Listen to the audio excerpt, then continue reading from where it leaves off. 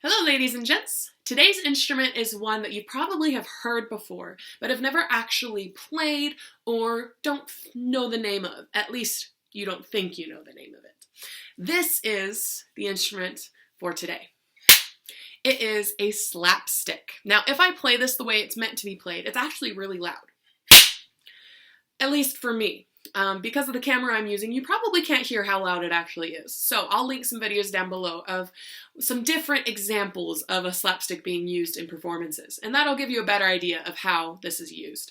But the slapstick is basically two pieces of wood, you can see, that are attached to each other. They're connected by this metal hinge right here. And this spring is actually pretty thick wire that's looped around itself a couple times. And that's forcing this piece of wood to touch this piece of wood.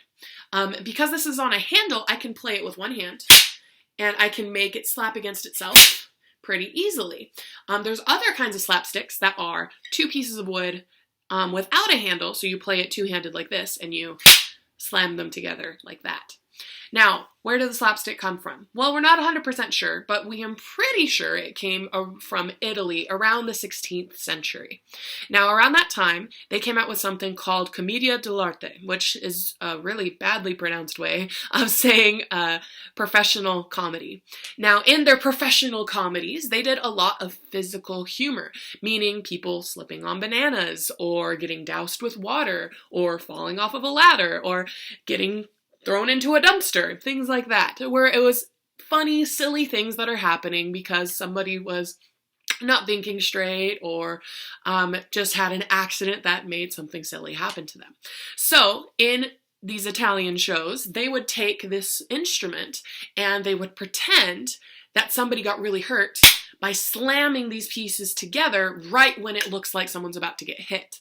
In fact, some of the performers would even take a slapstick on stage with them, pretending, oh, I'm so angry at you, and they pretend to smack them across the bottom with a slapstick. And because it looks like it's all one piece of wood when it's together like this, they were able to make it sound like they really hit the other person. But in reality, they wouldn't actually touch them. It was the stick that was making the sound. So that's where slapstick came from.